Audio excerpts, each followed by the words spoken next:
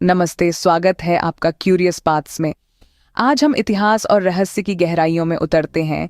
एक ऐसी नदी का पथ खोजते हैं जो समय में खो गई। एक ऐसी नदी जो एक ऐसी सभ्यता की जीवन धारा थी जो इंदुस घाटी से भी पुरानी थी।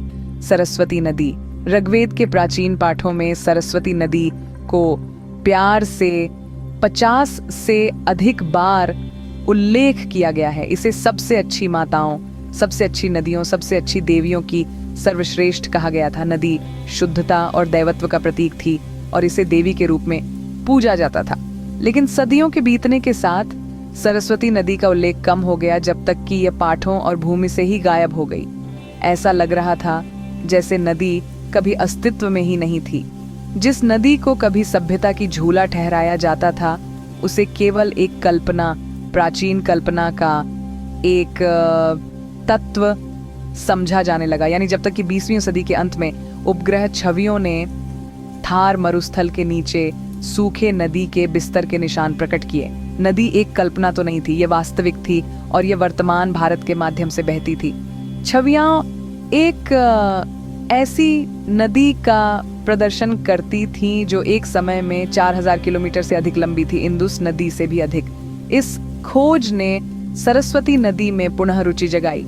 वैज्ञानिकों और इतिहासकारों ने नदी के रहस्यों को सुलझाने का कार्य शुरू किया।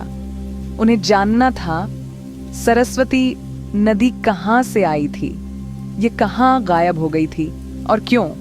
पुरातत्वीय उत्खनन और भूविज्ञानीय अध्ययन के माध्यम से उन्होंने पता लगाया कि नदी हिमालय से उत्पन्न हुई थी।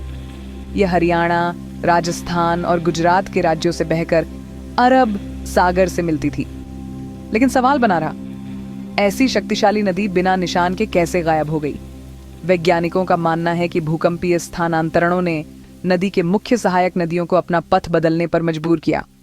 समय के साथ नदी सूख गई और उसके किनारे पर फलने फूलने वाली सभ्यता को पलायन करने के लिए मजबूर कर दिया। सरस्वती नदी की कहानी सिर्फ एक खोई हुई नदी की कहानी नहीं है, यह सभ्यताओं की सततता और प्रकृति की शक्ति का प्रमाण है। नदी हो सकती है गायब, लेकिन इसने एक समृद्ध धरोहर छोड़ी है। ये एक सभ्यता को पोषित करती थी जिसने उन्नत शहरी योजना और सूक्ष्म कला और संस्कृति का विकास किया।